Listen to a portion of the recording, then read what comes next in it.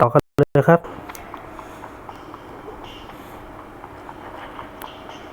ลานกว้างๆอย่างนี้ผมไม่ค่อยชอบเท่าไหร่มันส่อแววงานเข้าได้ตลอดเวลาเพราะฉะนั้นผมขอเซฟล่วงหน้าไปก่อนขอไม่ได้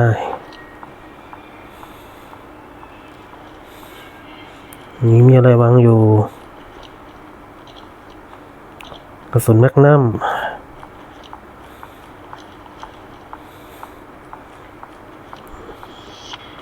ทำไมเฟรมเรทมันตกเยอะจัง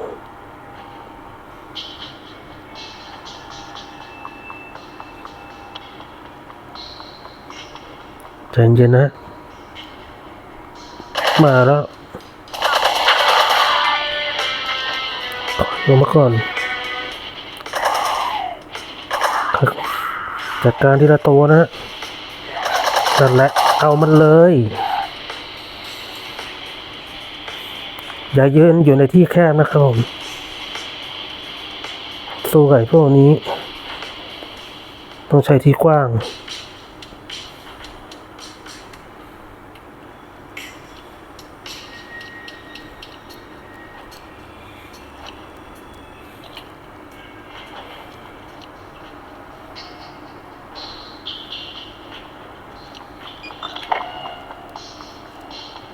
นกสองแฝดควรใช้ไหม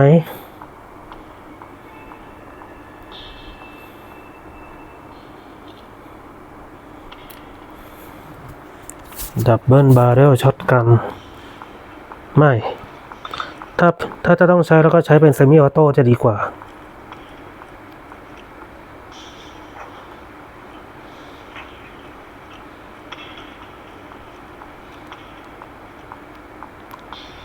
อย่าไปทางนี้เป็นอันขาดนะฮะเป็นทางลวง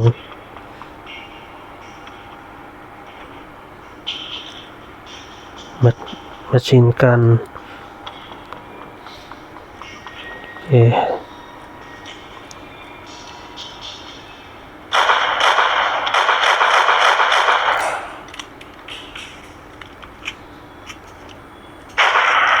กระจาย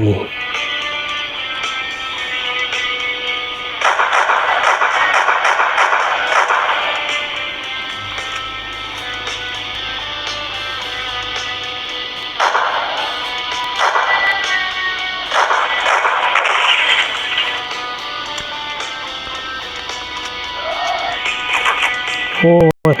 กระตุกสนุกกระตุกมาก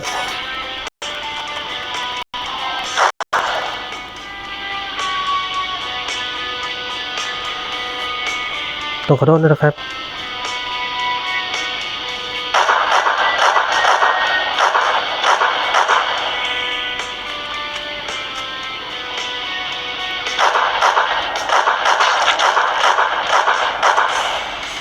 เรียบร้อย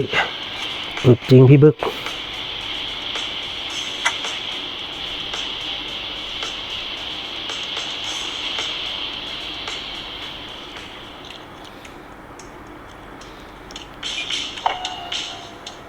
เนี่ยเดสเซอร์ตอีเกิลไปทางที่พี่บึกตายเมื่อกี้นะฮะเนี่ยถ้าเรามาทางนี้เราตายแน่นอนทางที่ผมบอกเมื่อกี้โอเคเซฟเพื่อความปลอดภัยในชีวิตและทรัพย์สิน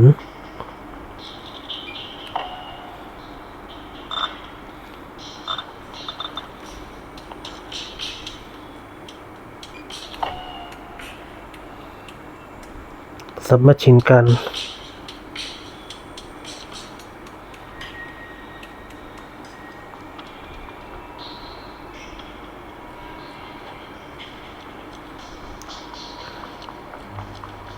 ทางนี้เราต้องมาแต่ตอนนี้งานเราจะงานเข้ากันแล้วไปกันต่อนะครับ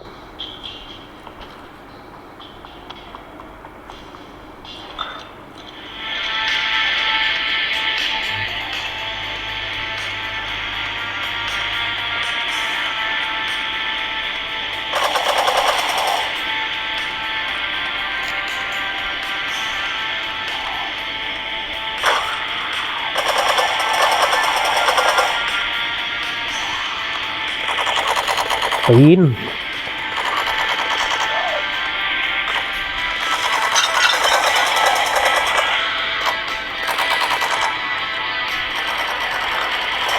ตามหลังหาทางหนีที่ไล่ไว้นะครับนั่นไงมันมาแล้วปั๊มยาเรื่อยๆนะฮะสายด่านนี้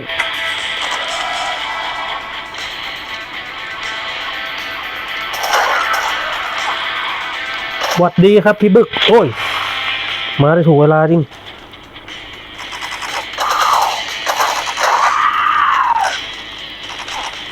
ลงอย่าอยู่ข้างบน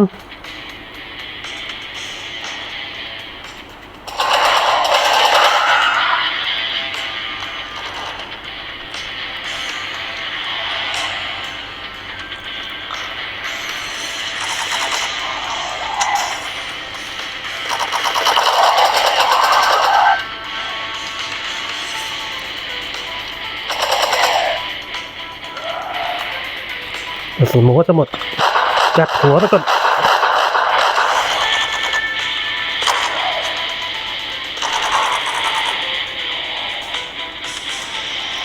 ถอยด่วนนะถอยด่วน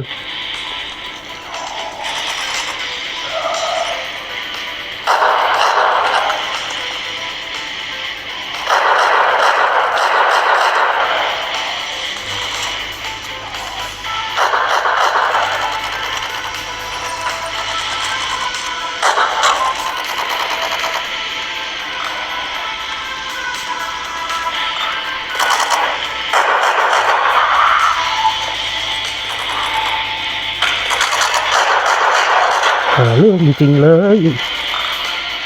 ปั๊มยา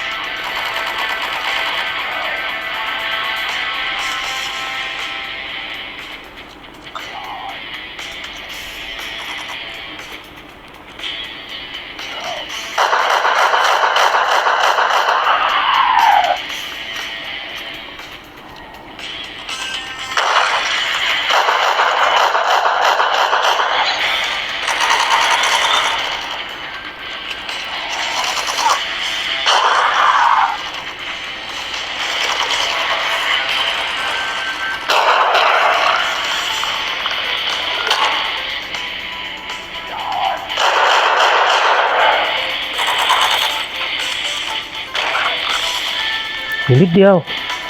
อดทนไว้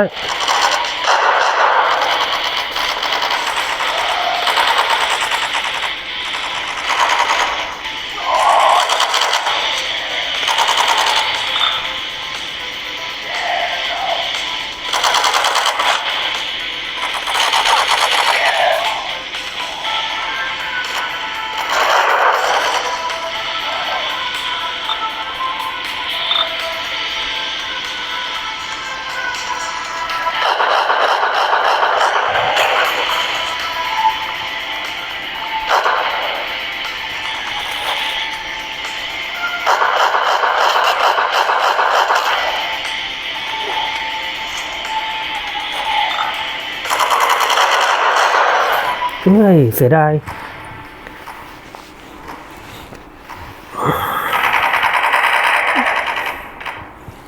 นี่แหละครับที่ผมบอกว่ามันเป็นที่ที่งานเข้ามาก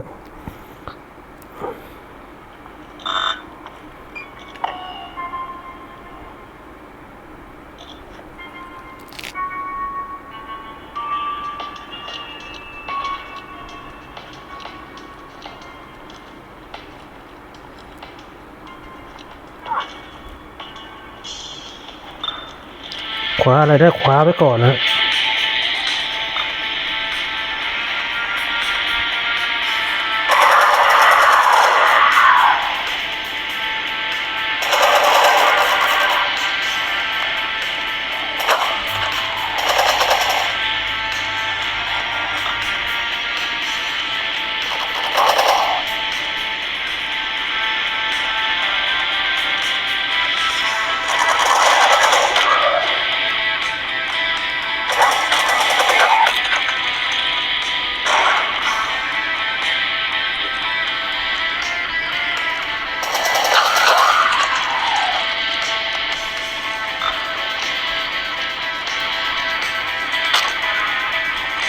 ผมต้องใช้สมาธินิดหน่อยนะครับตายซะโอ้ยตามจริงขึ้นมาเหรออุ้ยบดดีครับถอย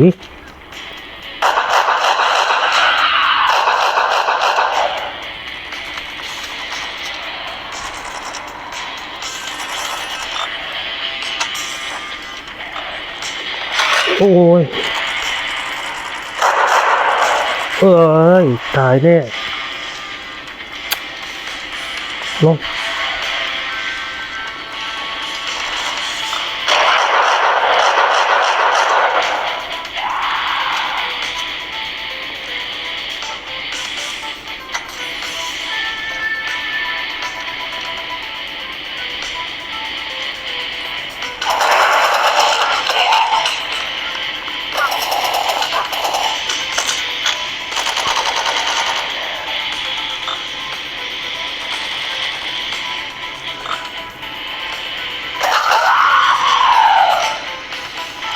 เป็นไปได้ผมไม่อยากจะเล่นในแมตช์นี้เท่าไหร่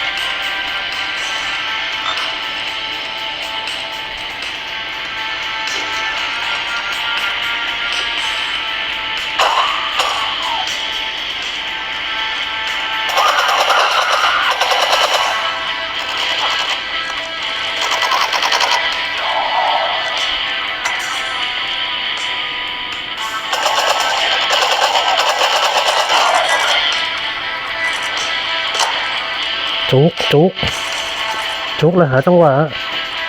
เดี๋ยวอยู่นิ่ง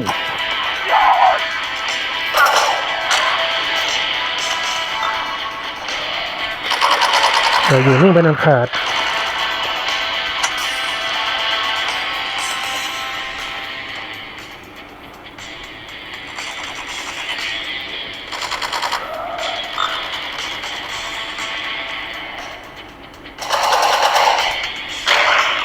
สวัสดีครับ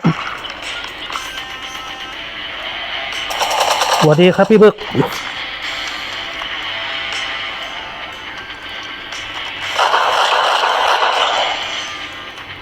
หนูก็จะเอากูให้ได้แล้วนะ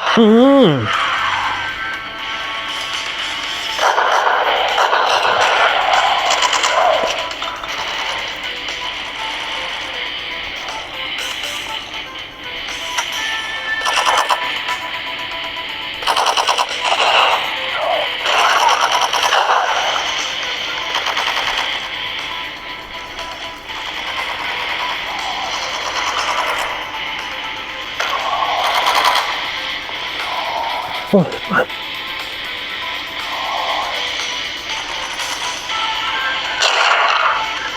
เกลียดจริงๆเลย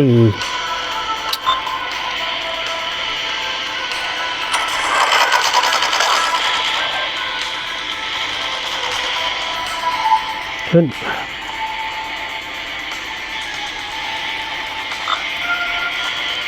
การทำเลือดให้ได้มากที่สุด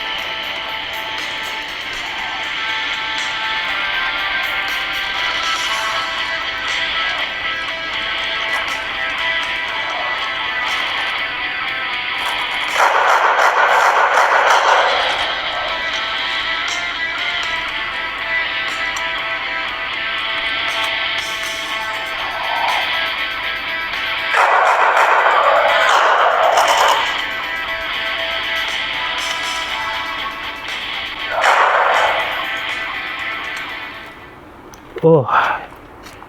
เรียบร้อยเฮ้ยยังเหนื่อยเลยผมโอ้โห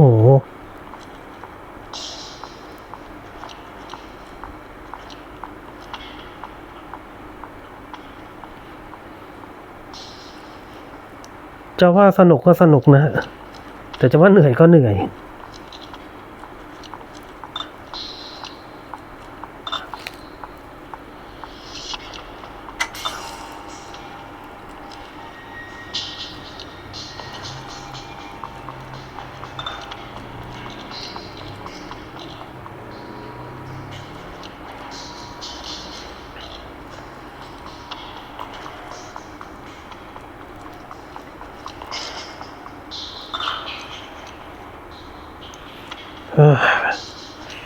ได้หายใจหายคอนิดนึงโอ้โหผมละสดติ่งจริงๆกับไอ้แบบนี้เนี่ยโอ้โหอีกตรงนี้เลยเหรอโอเคได้เดี๋ยวถ้าฝ่าขึ้นไปข้างบน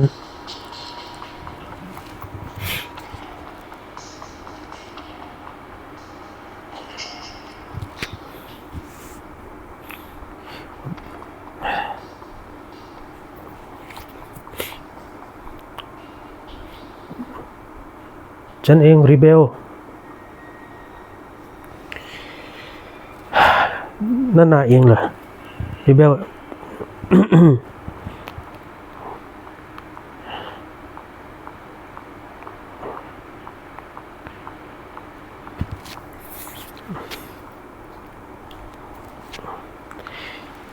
ไอ้พวกจะเข้ามาขวางทางเดี๋ยวผมต้องฝ่านะจะพยายามไม่ยุ่งกับมันมากเหนื่อยจริงๆ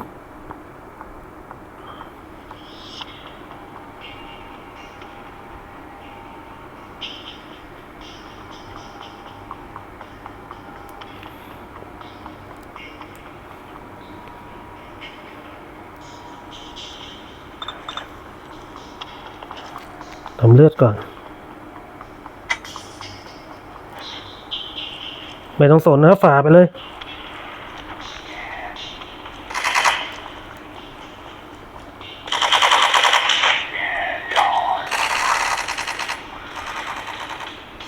ฝ่าอย่างเดีย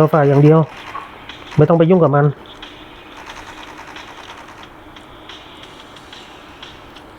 เสียเวลาครับ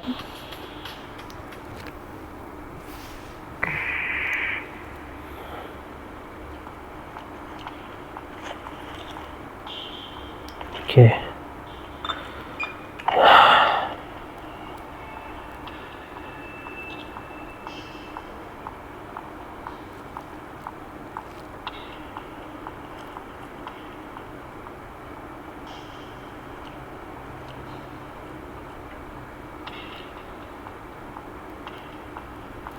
เดี๋ยวไป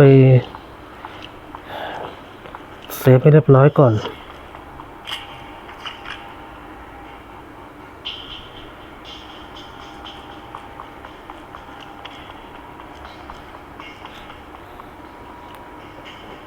จะซิ่งกันแล้วนะครับ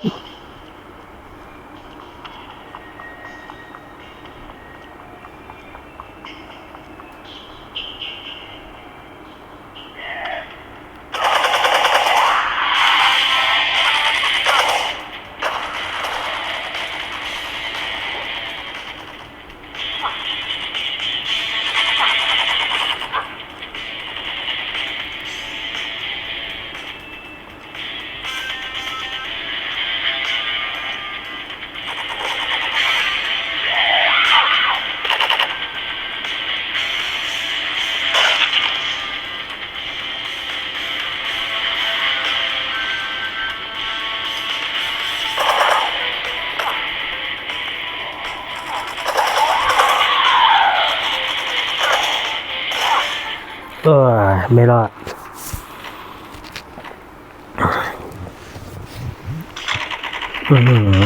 ในพวกนี้โอเคถ้าอย่างนั้นผมใช้วิธีผมละ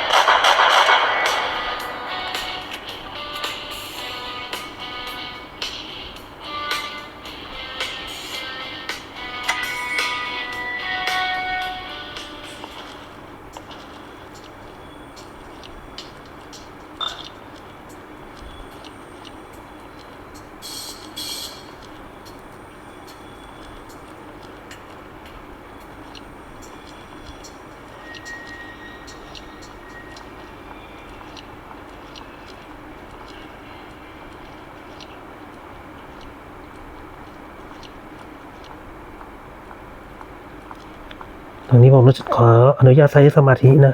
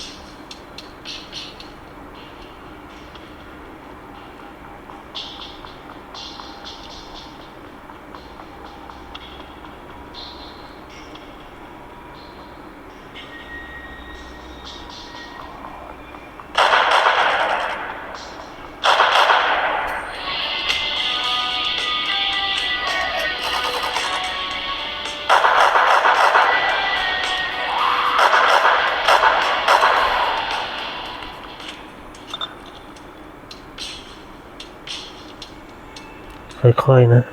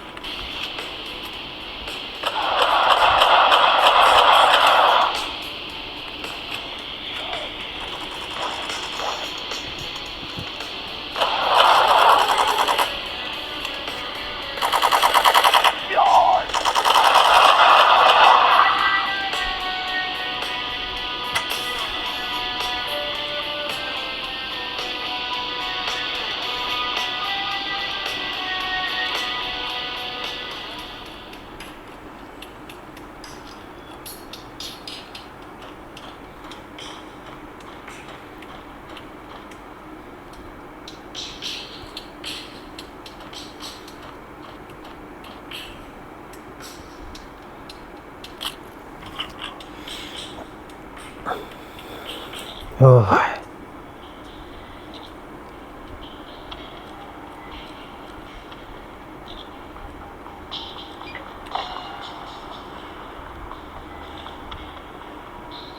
มาชิมกัน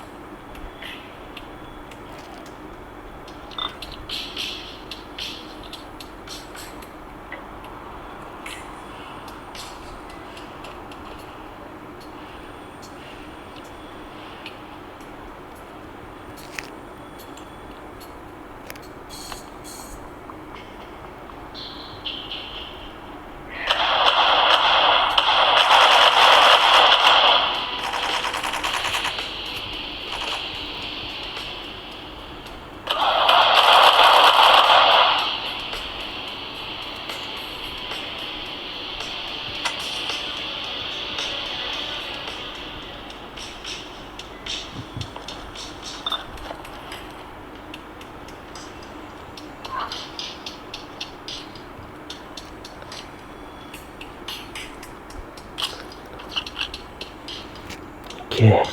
ไปกันต่อเลยทางนี้มันหลายซับหลายซ้อนดีจริงๆไม่ได้ง่ายเลยนะฮะเกมนี้ไม่ได้ง่ายจริงๆ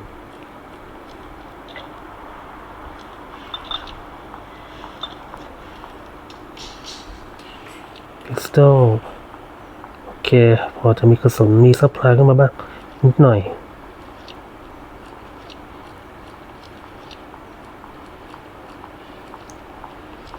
และก็กล่องไรเฟิลไม่ต้องก็ได้มั้ง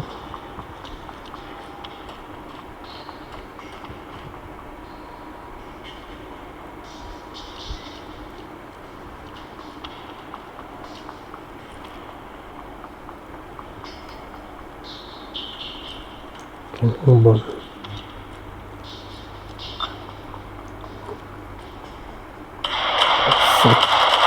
สูงอันตรายจริงๆ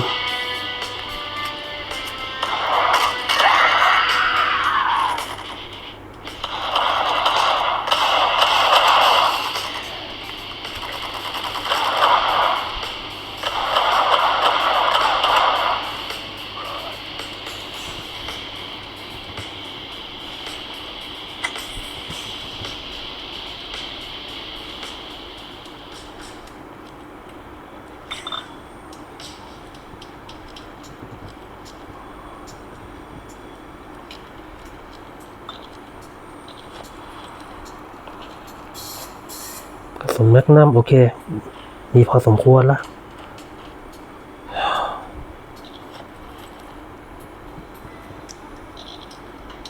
มาชิมกัน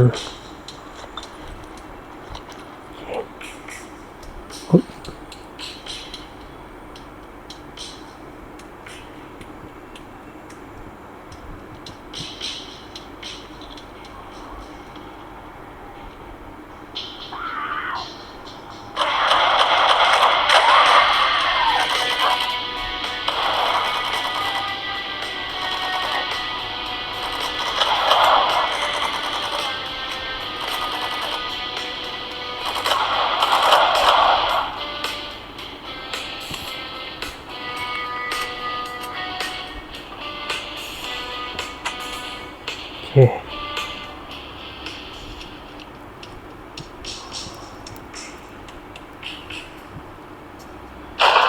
เรียบร้อย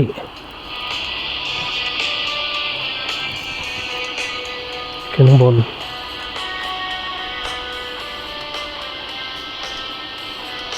ไปกันเลยในที่สุดก็ผ่านแล้ว เหนื่อยมากครับ ลุ้นทุกนาทีทุกเวลาจริง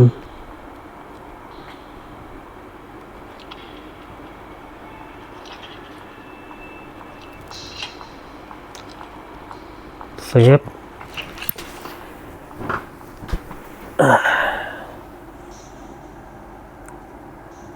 สำรวจรอบๆก่อนเลย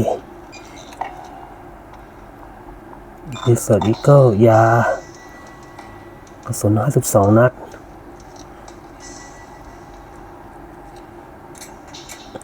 เปิดไม่ได้เราต้องเข้าไปข้างในนะแต่ระหว่างทาง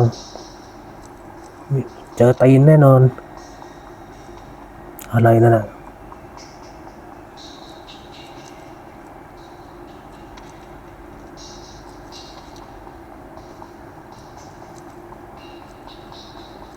นี่คือเอกสาร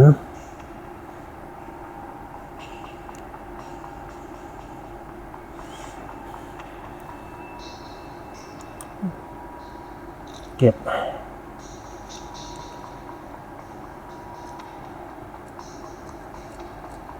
อันนี้ไปไม่ได้อันนี้ล่ะไปไม่ได้เพื่อให้สบายใจผมเดาว่านี่น่าจะฝีมือเพื่อนเราแน่ๆ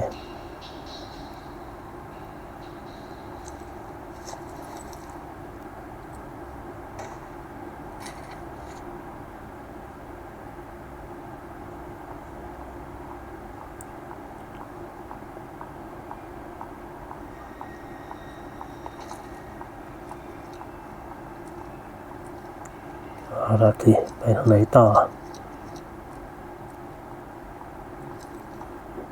ฟ้าแฮชไปไม่ได้ด้วยยังไงล่ะทีนี้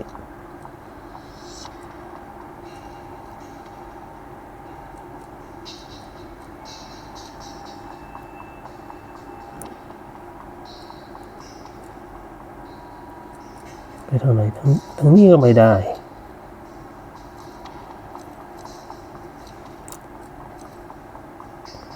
ประตูนี้เหรอก็ยังไม่เปิดนะอันนี้เราต้องมาตรงนี้นี่ไงรัสตี้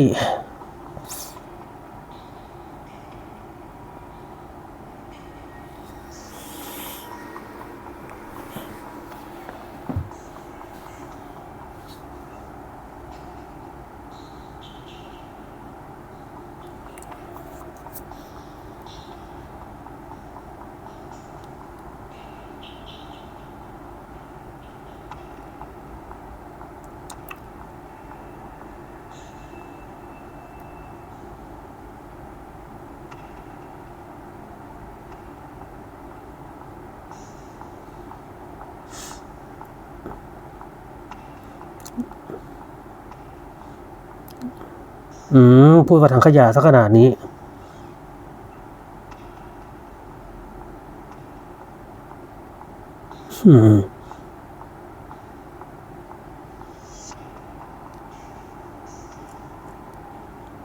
เอาละ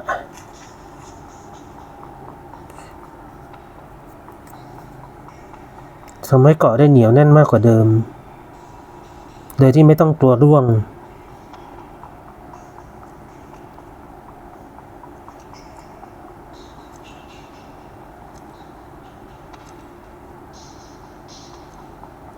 ไงต่อ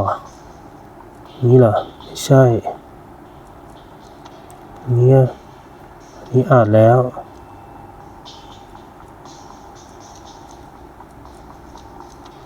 ยังไงล่ะทีนี้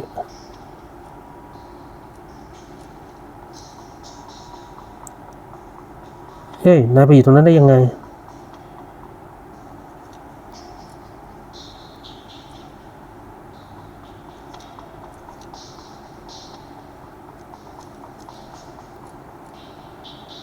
จะยังไงก็แล้วแต่ เซฟไว้ก่อน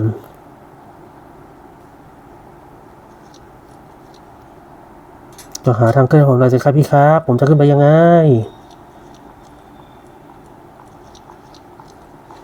อ๋อโอเคมีประโยชน์แจ๋ว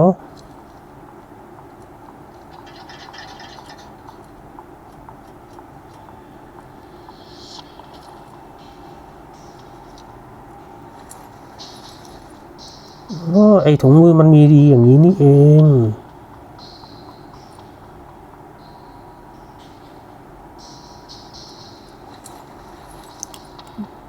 ปีนขึ้นไปอีกอ๋ออัปเกรดปีน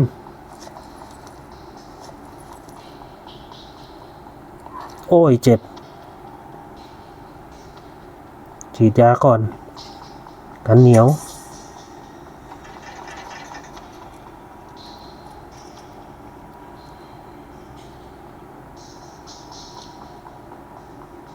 ต้องยังไงต่อแล้วเนี่ย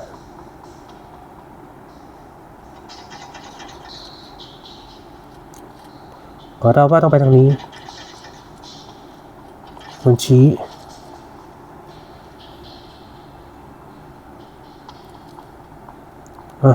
สวิตช์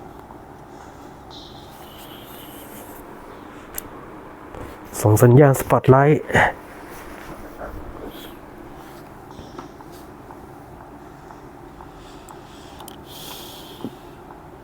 อ๋อนี่เราอยู่กลางทะเลเลยฮะขอสัญญาณขอความช่วยเหลือ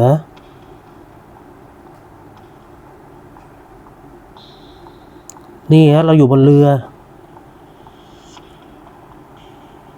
นะสับไปชิมกันก่อนเลยไม่ไว้ใจ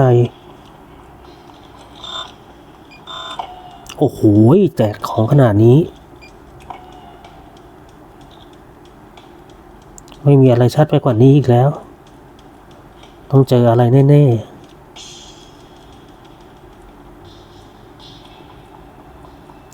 เซฟ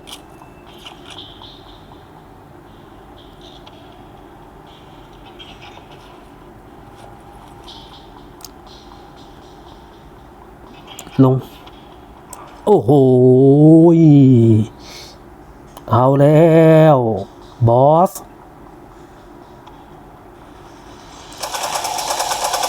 อะไรครับพี่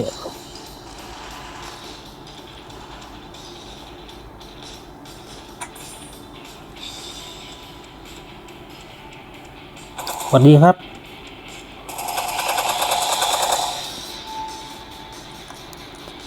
อยากเล่นกับผมเหรอเอาดิโอ้ใหญ่แต่ผิวซะด้วย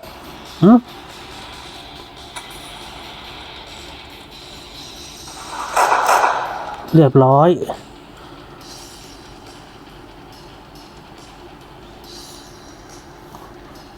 น้ำเข้าเรือเอามันไปมันหนีแล้ว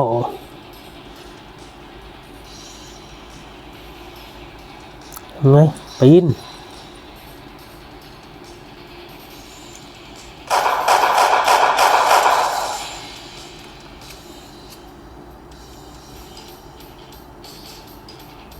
อ๋อตอนนั้นไปอ้าวจิบหายจมขึ้นผิดทางชีวิตเปลี่ยนเลยไม่มีอะไรชัดไปกว่านี้นะฮะแจกของขนาดนี้โอ้โหงานเข้าจริงๆดีสวัสดีก็คำตอบ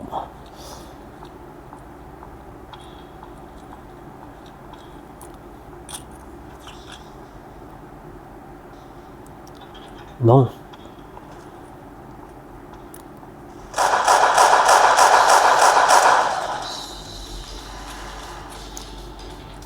วน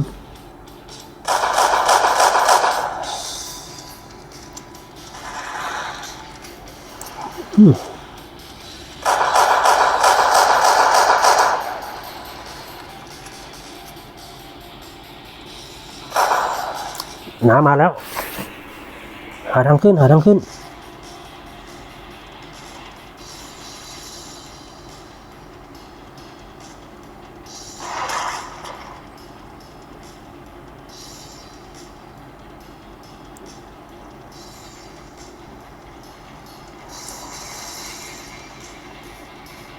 โอเค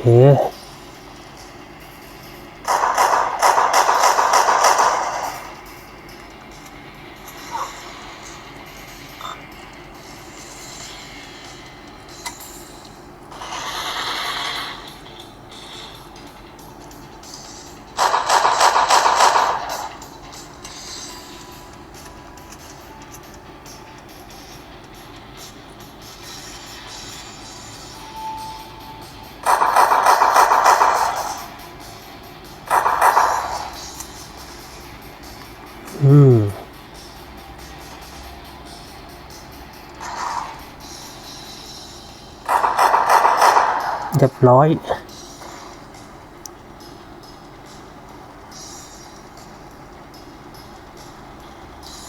ไหนไปแล้ว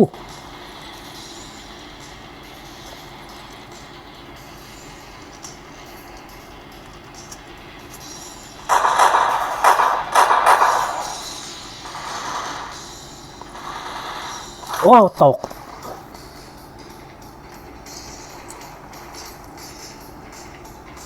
มันดักยิงฟรีได้เลยเนี่ยโอ้ยเรียบร้อยครับอย่าให้มันดักอย่าเข้าใกล้มันเป็นอันขาดโอ้โหแสบมากเอาสิอย่างนี้ล่ะชอบไม่ได้ตื่นเต้นมานานแล้ว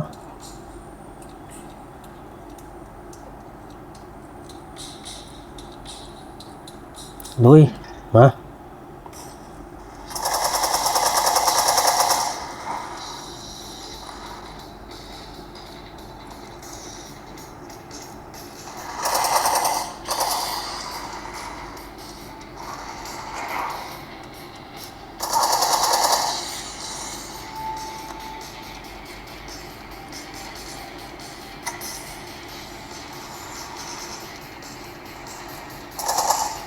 โอเค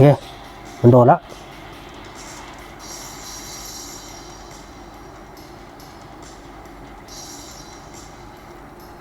ต้องขาดให้ได้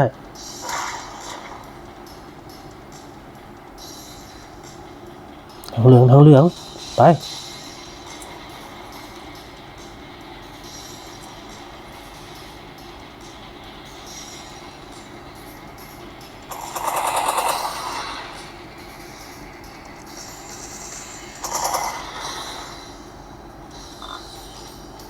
อะไร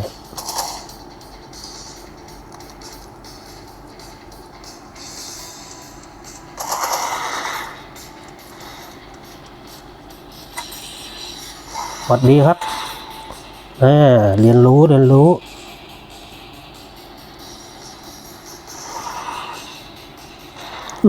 นมันจับโอ้ยอีกแล้วห้ามโดนจับเลยนะครับไอตัวนี้ต้องสู้ระยะไกลอย่างเดียวโอ้โหสุด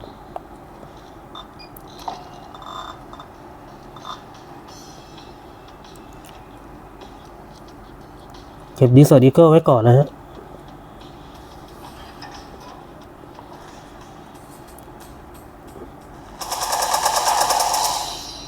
ยัดมันก่อนเลย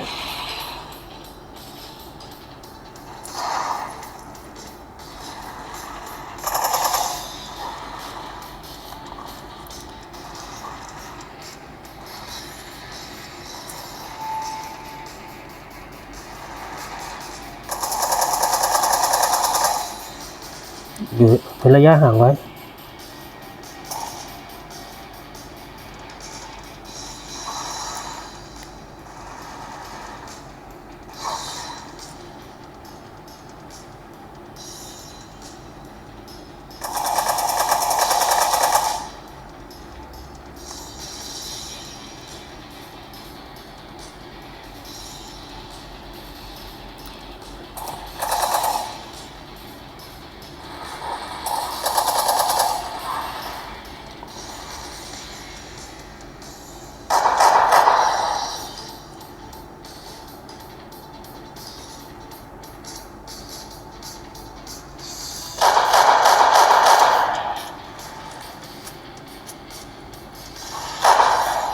เครอด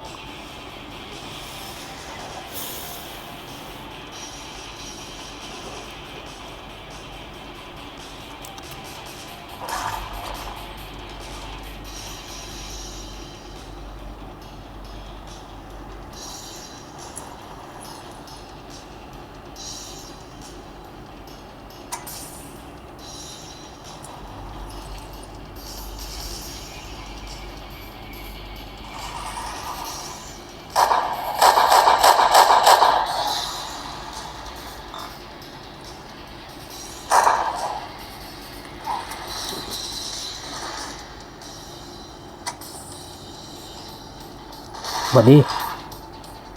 มา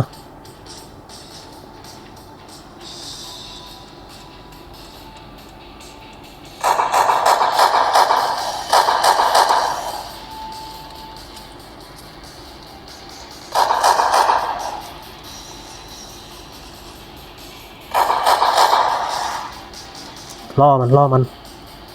วิ่งรอบๆล่อมันไว้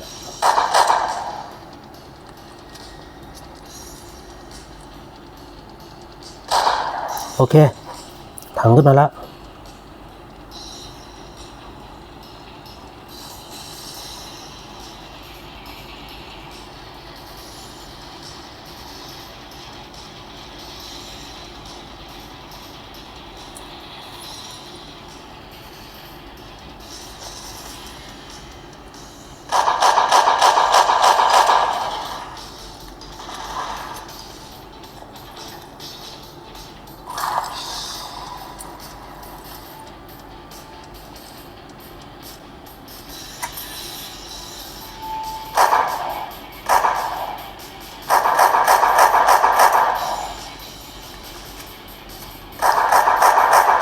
เรียบร้อยโอ้ยชนะแล้วครับโอ้โหยาวนานมากไอ้โหดนี่โอ้ระทึกสุดๆ